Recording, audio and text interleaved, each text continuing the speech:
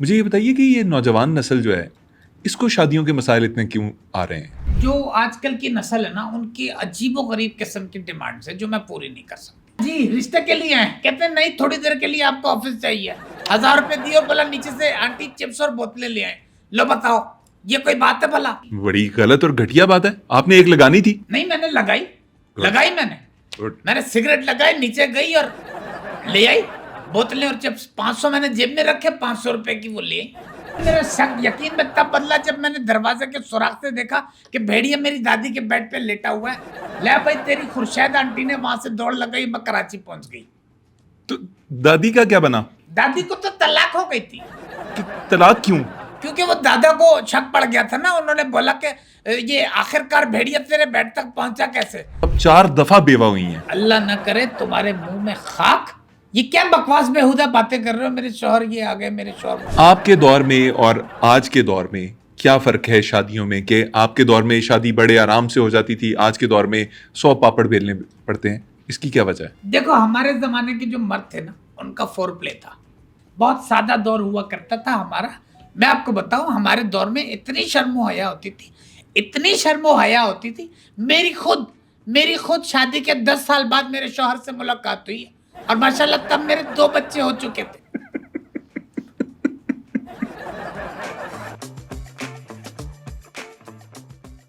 अस्सलाम वालेकुम नाज़रीन, आप देख रहे हैं बैठक गर्दी। मैं हूं आपका मेज़बान मोहम्मद अली ख़ान। नाज़रीन, हमारा आज का प्रोग्राम निस्बतन सीरियस प्रोग्राम होगा क्योंकि आज जो मौजू ज़ेर गौर है वो बहुत सीरियस है। हमारे मुल्क का एक बहुत बड़ा मसला है शादी। मुल्क में करोड़ों बच्चे बच्चियां हैं जिनकी शादी नहीं हो रही, जिनकी शादी हुई है उनकी शादी कायम नहीं रहती, लोग खुश नहीं हैं, एक दूसरे के साथ ताल्लुकात में दरारें पड़ रही हैं।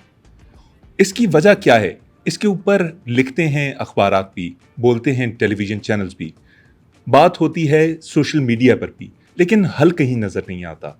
तो आज इस मौजू पर बात करने के लिए बैठक गर्दी में हमने दावत दी है एक ऐसी खातून को जो एक शादी दफ्तर चलाती हैं। आइए उनसे बात करते हैं।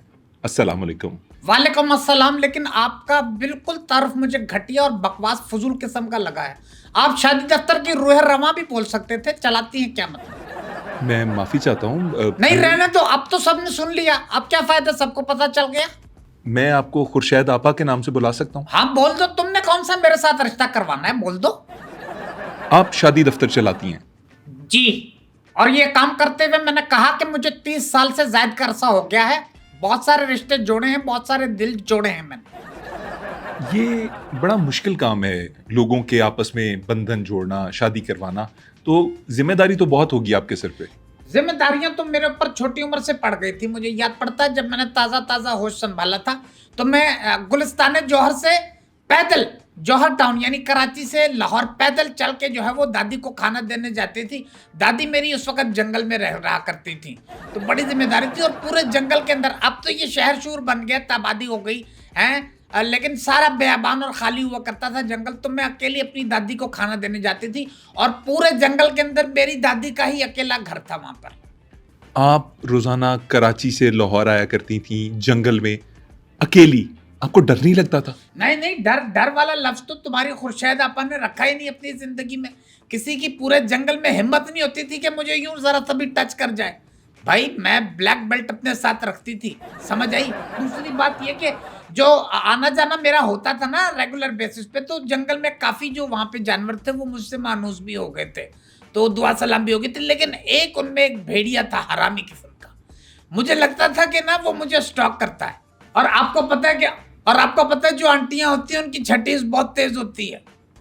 मैंने सुना है कि आंटियों की छठी तेज होती है, लेकिन आपको ये वाकया याद क्यों आ रहा है? क्योंकि वो भेड़िया बिल्कुल हूबहू तुम्हारी शक्ल का था, बिल्कुल सेम टू सेम तुम्हारी शक्ल का। तो एक दफा क्या हुआ, मैं दादी को खाना देने गई जंगल में गुनगुनाते हुए ना, बड़ी अपनी धुन में मैं जा रही थी कि पंछी बनूं उड़ती फिरूं मस्त गगन में, आज मैं आजाद हूं दुनिया के चमन में, यूं कर करके मैं जब दादी के दरवाजे तक पहुंची, मैंने नॉक नॉक किया। मैंने कहा दादी मैं आ गई हूं। तो अंदर से आवाज आई, आजा खुर्शेद बेटा आजा, खाना ले अंदर, अंदर ले आ, इतनी देर क्यों लगा दी।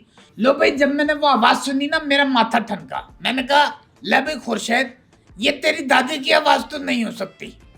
कि कैसे आपकी दादी की, आपको कैसे पता चला कि वो दादी की आवाज नहीं है? क्योंकि मेरी दादी गूंगी थी, इस वजह से। लो भाई, मेरा शक यकीन में तब बदला जब मैंने दरवाजे के सुराख से देखा कि भेड़िया मेरी दादी के बेड पे लेटा हुआ है। ले भाई, तेरी खुर्शैद आंटी ने वहां से दौड़ लगाई, मैं कराची पहुंच गई। तो दादी का क्या बना? दादी को तो तलाक हो गई थी। कि तलाक क्यों? क्योंकि वो दादा को शक पड़ गया था ना, उन्होंने बोला कि ये आखिरकार भेड़िया तेरे बेड तक पहुंचा कैसे। पुराने जमानों के मर्द जो है वो बड़े सख्त हुआ करते थे, वो तो सुनते ही नहीं थे कोई बात। खुर्शीद आपा, वैसे आपस की बात है, ये जो स्टोरी आपने सुनाई है ना, ये मुझे लग रहा है जैसे रेड राइडिंग हुड की कहानी आपने मुझे सारी पढ़ के सुना दी है। मेरी दादी को भी तलाक होने तक यही लग रहा था कि ये कहानी है, लेकिन ये सच था। आपा, मुझे ये बताएं कि आपकी दादी जो थी वो जंगल में रहती क्यों थी? आप लोगों के साथ क्यों नहीं रहती थी? आपने उन्हें क्यों प्रोटेक्शन नहीं दी, साथ क्यों नहीं रखा? असल में पता है कि अब मेरी दादी की हरकतें ठीक नहीं थी। क्या हरकतें ठीक नहीं थी? मतलब हमेशा ना मेरी अम्मी के पीछे पड़ी रहती थी कि अब तक सो रही है, सूरज सर पे आ गया है, ये कोई सोने का वक्त है, ये कोई झाड़ू लगाने का वक्त है, मेरा बेटा देखो नाश्ता नहीं बनाया, बगैर नाश्ते के ऑफिस चला गया, ये कोई गप्पे मारने का वक्त है सहेलियों के साथ, झाड़ू कौन लगाएगा, ये कपड़ों का पहाड़ जो बन गया है ये किसने धोने हैं। हर वक्त बस टीवी ही देखती रहती है और घर की हालत कौन देखेगा। पता नहीं किस सुस्तुल वजूद खानदान से उठाकर लेके ब्याह कर लेके तुझे आ गई हूँ। ऐसी बातें मेरी दादी जो है मेरी अम्मी को करती रहती थी। तो ये वजह थी कि फिर हमने फैसला किया घर वालों ने, नहीं दादी जो है ना बहुत ज्यादा तजावुज कर रही है, हद से इनको दूर ही रहने दो, उनको दूर कहीं लेके दे दो, घर छोड़ दो।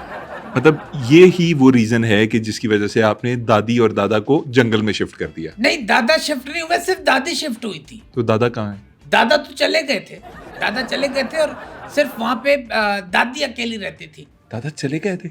आपने तो कहा था कि दादी को दादा ने तलाक दे दी वो भेड़िए की वजह से। नहीं, दादा तो वो तलाक ही देने आए थे, उसके बाद फिर वापस चले गए। अच्छा, दादा ने जब दादी को तलाक दी ना तो ये खबर जंगल में आग की तरह फैल गई। जब आग की तरह ये जंगल में फैली, अच्छा अगले दिन जो है वो दादी चले गई इद्दत पे। एक गार उन्होंने ढूंढ लिया, उस गार में वो इद्दत में रहने लगी। अब वो गार जो था वो एक रीछ का था। रीछ गया हुआ था शहर लेने अपने बच्चों के लिए। अब रीछ वापस आया तो बाहर दादी ने बोर्ड लगा दिया था, do not disturb me, I am on इद्दत, don't dare to enter in cave और आई विल शूट यू। अब रीछ बेचारा बाहर खड़ा रहा, इंतजार कर रहा था। 2-3 दफा नॉक भी किया उसने, लेकिन अंदर से जवाब नहीं आया। अच्छा, जब इद्दत के खत्म हुए तो फिर थोड़ी हिम्मत जुटाई रीछ ने, वो अंदर चला गया गार के। अब अंदर गया, क्या देखता है तो देखने के बाद कंफ्यूजन हो गई उसे। वो कंफ्यूज क्यों? उससे समझ ही नहीं आ रहा था ना कि भाई मेरी बीवी कौन सी है, रीछ नहीं, और दादी कौन सी है। फिर उसने बच्चों से पूछा, अरे बच्चों बताओ कि तुम्हारी माँ कौन सी है और दादी कौन सी है। बच्चे खुद कंफ्यूज, क्योंकि दादी की अंदर जो गार में रही उनकी हालत ऐसी हो गई थी, बिल्कुल रीछनी और दादी मिक्स हो गई थी, दोनों सेम लग रही। क्यों? मतलब क्यों? भाई ना उन्होंने मेकअप करवाया दादी ने, वो उससे बैठी रही, ना मेडी पेडी करवाया, ना हेयर स्ट्रेट करवाए, ना थ्रेडिंग करवाई। अच्छा, थ्रेडिंग ना करवाने की वजह से दादी की ये बड़ी बड़ी मूछें निकल आई और चौधरी हशमत लगने लग गई दादी। और मोहम्मद अली खान, इतनी कंफ्यूजन हो गई थी उस गार के अंदर कि कंफ्यूजन में रीछ ने अपनी ही बेगम को कह दिया, दादी जी आपका टाइम पूरा हो गया, चले जी। अब ये बात सुनी, रीछ ने बिदक गई, गुस्से में आ गई। उसने जैसे तैसे करके फड्डा फुड्डा करके दादी को गार से बाहर निकाला और दादी अपने घर वापस चली गई। यानी दादी जान फिर वापस घर आ गई? नहीं, घर पे तो नहीं आई, वो तो जैसे वहां से गार से निकली, जंगल में इधर फिरे उधर फिरे, कभी कहाँ जंप मारे, कहाँ छलांग लगाए। अब दादी टार्जनी बन गई थी, उन्होंने रस्सी पकड़े, ऊ करके जंप मारी। लो भाई, दादी कभी इधर कूदे, कभी उधर झूले, कभी उधर रखते, कभी इधर रखते।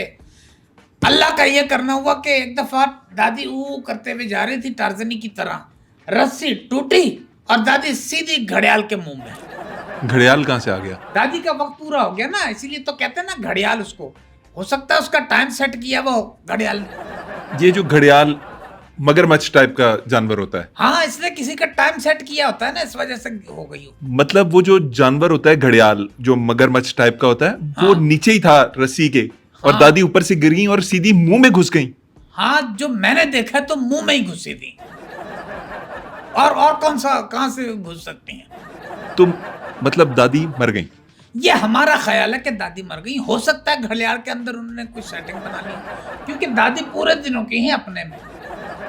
हम यहाँ शादी के ऊपर बात करने के लिए इकट्ठा हुए थे। हमने आपको मदऊ किया था कि हम पाकिस्तान में जो शादी के मसाइल हैं उनके ऊपर बात करेंगे। ये क्या दादी, जंगल, रेड राइडिंग हुड, अम्मा, बाबा, क्या कैसी बातें कर रही हैं आप? नहीं तो ये भी आपने मेरी स्ट्रगल का पूछा ना, मेरी शुरुआत का पूछा तो मैंने आपको बता दिया।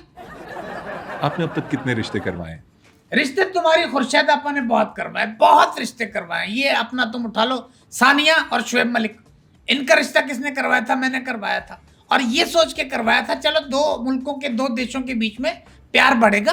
और दूसरी बात यह है कि वो दोनों जो है वो एक गेंद से जुड़े हुए थे, उनका गेंद का रिश्ता भी था, तो ये मैंने कराया। फिर तुम्हारा ये ट्रम्प, डोनाल्ड ट्रम्प का रिश्ता मैंने करवाया। डोनाल्ड ट्रंप का रिश्ता आपने करवाया? मैंने करवाया। और डोनाल्ड ट्रम्प की जो बेगम है, वो लड़की, वो औरत बहुत सब्र वाली है, बहुत सब्र वाली है। क्योंकि डोनाल्ड की बीवी को जब मैंने रिश्ता दिखाया था तो वो गोरा था, लेकिन मैंने मना किया रिश्ता ना कर, कि आगे जाके जब उम्र बढ़ेगी इसकी तो ये ऑरेंज कलर का हो जाएगा, और वो हो गया। लेकिन ये है कि वो बहुत सब्र वाली है, सब्र वाली औरत है। हाय गर्मी बहुत हो रही है, एसी चलाओ ना। एसी क्यों नहीं चल रहा? आपा एसी चल रहा है? वैसे ही चल रहा है, ठंडक तो पहुंच नहीं रही। नहीं आपा, ये गर्मी आपको इसलिए लग रही है कि आप जज्बात में जरा ज्यादा भड़क गई हैं, आपको गुस्सा आ रहा है शायद। मुझे ये बताइए कि ये नौजवान नस्ल जो है, इसको शादियों के मसाइल इतने क्यों आ रहे हैं? भाई देखें, जो आजकल की नस्ल है ना, उनकी अजीबोगरीब किस्म की डिमांड्स है जो मैं पूरी नहीं कर सकती। अब जो लड़के वाले हैं, यानी लड़की की माँ, उनकी ऐसी डिमांड्स होती हैं कि भाई हमारे बेटे के लिए चांद सी बहू लाओ, चाहे हूर परी देखो। भाई कहाँ से देखूं? आप अपने बेटे को भी देखो, काला कलोटा अजीब किस्म का, गंजा नाटा, उसके लिए कहाँ से हूर परी लेके आऊं? मतलब ये रियलिस्टिक बात करो ना। आप भी मांग रहे हो ऐसे बगैर पूछे, ना आपने कुछ सोचा। अपने बेटे को तो देखो, अपने बेटे की आप जैसी हालत थी तो वैसे ही बहू मुझे कहो, मैं वैसे 26 दिखा दूंगी। अच्छी लड़कियां बहुत कम मिलती हैं, अच्छे लड़के भी बहुत कम मिलते हैं, बहुत मुश्किल हो गया है। और फिर दूसरी तरफ आ जाओ, लड़की वालों की तरफ, यानी लड़की की माँ को मैंने हमेशा देखा है ग्रीडी बहुत होती हैं, बहुत ग्रीडी होती है कि जी लड़का जो है वो शहजादा गुलफाम टाइप का होना चाहिए, उसकी इतनी ज़मीन होनी चाहिए कि चलो तो ख़त्म ही ना हो, यानी सुबह चलो शाम तक जो है वो एंड ही ना हो, उसका अपना बंगला हो, घर हो, गाड़ी हो। तो इस तरह का तो मैं नहीं, आपको बादशाह किसी सल्तनत का तो नहीं दे सकती। या फिर मैं काम कर लेती हूँ, आप लोग मुझसे डिमांड करते हो मैं एक दरख्त लगा लूँ, उससे रिश्ते जो है वो लड़के और लड़कियाँ तोड़ते रहूँ। ये इस तरह तो नहीं हो सकता। रियलिस्टिक होकर आप बात करेंगे, सारी चीज़ें पूरी हो जाएंगी, लेकिन अनरियलिस्टिक डिमांड और ग्रीड से भरी हुई डिमांड्स में पूरी नहीं कर सकता। अच्छा, ये तो हो गए पेरेंट्स। लड़के लड़कियां खुद क्या चाहते हैं? भाई लड़के लड़कियों को तो पूछो ही मत, अजीब किस्म के। आज की नस्ल तौबा तौबा मेरी समझ से बाहर है। अभी परसों की बात देख लो, एक जोड़ा मेरे दफ्तर में आया, लड़का लड़की। तो मैंने कहा जी रिश्ते के लिए हैं? कहते हैं नहीं, थोड़ी देर के लिए आपको ऑफिस चाहिए। 1000 रुपए दिए, बोला नीचे से आंटी चिप्स और बोतलें ले आए। लो बताओ, ये कोई बात है भला? बड़ी गलत और घटिया बात है। आपने एक लगानी थी। नहीं मैंने लगाई मैंने सिगरेट लगाई, नीचे गई और ले आई बोतलें और चिप्स। 500 मैंने जेब में रखे, 500 रुपए की वो ले आई।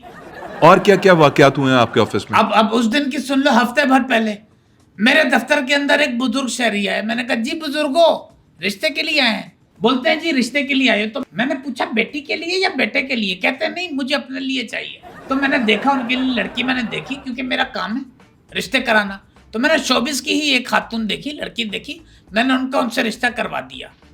आप किसकी बात कर रही हैं? समीना अहमद नाम की लड़की का ना, मैंने उनसे रिश्ता करा दिया। मंजर सहबाई की शादी आपने समीना अहमद से आपने करवाई? जी मैंने करवाई है, मैंने करवाई उनकी शादी। मतलब आपके कहने का मतलब ये है कि किसी उम्र का भी मर्द हो, किसी उम्र की भी औरत हो, उनकी शादी आप करवा सकती हैं? हाँ मैं करवाती हूँ, जिस उम्र का भी हो, जिस उम्र का भी हो, 99 साल का भी हो, मेरा तो काम है। अब उस दिन देखो वो मुंह आ गया दानिश तैमूर। अच्छा मुझे आके कहता है कि शादी मेरी एक ही हुई है, लेकिन मेरे पास 4 का हक है, ये कह के वो चला गया। यानी कि भला ये कोई बात हुई? सिर्फ ये कहने आए वो आपके दफ्तर? टाइम पर बात किया है, ये अजीब सी बात करके। और दानिश मैं एक बात तुम्हें बता दूं, ये जो तुम बोलते फिर ना मुझे 4 का हक है लेकिन मैंने एक ही की हुई है, इस तरह चौड़ में मत आओ, ये हक तुमसे कोई छीन भी सकता है। अच्छा, ये आपने 4 शादियों वाली बात की दानिश तैमूर के हवाले से। जो आपका दौर था, मतलब आप कह रही हैं 30 साल पहले आपने ये कारोबार या इस फील्ड में कदम रखा। 30 साल पहले लोग 3 शादियां 4 शादियां कर लिया करते थे आराम से। आज के बच्चे एक शादी करते हैं और अगर उसमें नाकाम हो जाएं तो वो बिल्कुल शादी से किनारा कश हो जाते हैं, और जो एक शादी की होती है उसमें भी खुश नहीं होते वो। इसके ऊपर क्या कहेंगी आप? देखो हमारे जमाने के जो मर्द थे ना, उनका फोर प्ले था। Four play? फोर प्ले मतलब वो 4 शादियां वो यकीन रखते थे इस बात पे और वो कर भी लेते थे, और ये अच्छी बात है। आजकल देखो अगर एक शादी उसकी नाकाम हो गई तो फिर बस दिल छोड़ के बैठ जाता है। भाई थोड़े से पैसे आप मुझे दो, मैं आपकी दूसरी करा दूंगी, तीसरी करा दूंगी, चौथी करा दूंगी। रिश्तों की कोई थोड़ है? आप मुझे देख लें, मेरे शौहर की 4 शादियां हुई हुई हैं। आपके कहने का मतलब ये है कि आपके शौहर ने 4 शादियां की हुई थी? देखो मैं बताती हूँ मेरे मुन्ने, मेरे चंदा, देखो हमारे जमाने में ना ये हुआ करता था कि एक तो मोबाइल नहीं हुआ करते थे, कि मैसेजेस पे बात नहीं कर सकते थे किसी खातून के साथ, दोस्तियां नहीं होती थी, हर चीज़ जो है वो एक कंजस्टेड टाइप, मतलब छुप छुपीती होती थी। तो मेरे शौहर मेरे पास आए और उन्होंने कहा कि खुर्शीद आपसे एक बात करनी है। मैंने कहा सरताज बोले, आप तो, आपका तो हुक्म मेरे सर आंखों पर, आप मेरे सर का ताज है, क्या बात है, शेयर करनी तो कर दें। और ये बड़ी बात है, वो मुझ पर ट्रस्ट करते थे और कंपैटिबिलिटी हमारी अच्छी थी। तो मेरे शौहर ने मुझे कहा कि खुर्शीद मुझे दूसरी शादी करनी है, लेकिन मेरे हालात बड़े टाइट हैं, हालात इजाज़त नहीं दे रहे। मैंने कहा सरताज आपने इतनी छोटी सी बात कर दी, आप मेरे सर का ताज हैं, आपकी मैं एक तो क्या 2, 3, चौथी भी मैं आपकी शादी जो है वो करवाऊंगी। आपने ये कह दिया उनको? मैंने कह दिया, बरमला कह दिया, क्योंकि मुझे किसी चीज़ का खौफ नहीं। प्लान मैंने बना लिया था अपने जहन में। मैंने कहा मैं करवा दूंगी आपकी, लेकिन एक शर्त है, आपको मुझे खर्च थोड़ा ज़्यादा देना पड़ेगा, क्योंकि मेरा इनपुट इसमें ज़्यादा लगने वाला है। क्या क्या प्लान था आपका? भाई तय ये हुआ था कि मैं मुख्तलिफ नामों से ना उनकी बेगम बनूंगी। कभी मशरकी नाम एक तो खुर्शीद मेरा है, एक नाम मशरकी शबाना, फिर एक मगरबी नाम सोनिया, फिर मतलब आप ही कैरेक्टर किया करेंगी, एक दिन आप खुर्शीद रहेंगी, हाँ। 1-2 दिन बाद आप सोनिया बन जाएंगी, हाँ। फिर आप शबाना बन जाएंगी। Yes, अच्छा, ये अगले आपने दिन अपने शौहर के साथ एग्रीमेंट कर लिया? नौरीन बन गई, कभी शबाना बन गई। तो मेरे शौहर से ना मेरा ये तय पाया बाहमी रजामंदी के साथ कि भाई मैं आपको मशरकी किरदार भी दूंगी, मैं आपको मगरबी किरदार भी दूंगी, यानी शबाना, नौरीन, सोनिया। अब क्या हुआ कि 6 महीने तक हमारा जो है मामला बहुत अच्छा चला, बहुत अच्छी हंसी खुशी हमने ज़िंदगी गुजारी, अपनी गुजर रही थी। मेरे शौहर भी हैप्पी हैप्पी, मूड उनका खिला खिला, निखरा निखरा मूड, मुस्कुराहट उनके चेहरे पे होती थी। तो 6 महीने बड़े मज़ेदार किस्म के गुजरे, लेकिन 7वां महीना जब हुआ तो एक अजीब सा वाक़या हो गया। कैसा वाक़या? वो ये था कि मैं एक दिन ना सोनिया से खुर्शीद बन नहीं रही थी, तो एकदम से शौहर भी भोले ना, एकदम से आ गए और देख के घबराए, ओए सोनिया और खुर्शीद तुम दोनों एक साथ कैसे? ये देख के और वो भाग गए और आज तक वापस नहीं आए वो। मतलब आप चेंज कर रही थी और वो ऊपर से आ गए। हाँ। और वो डर के भाग गए, जैसे डर के भाग गए। जैसे 2 बीवियां असल में मिल गई हों। हाँ, उनको ये लगा, मतलब वो इतना अच्छा रोल प्ले था वो उनका। मैंने देखे बेटा, मैंने अपनी पूरी हिम्मत लगाई, पूरा मैंने ईमानदारी दयानतदारी के साथ अपना रोल निभाने की कोशिश की। वो तो लग रहा है, मुझे लग रहा है।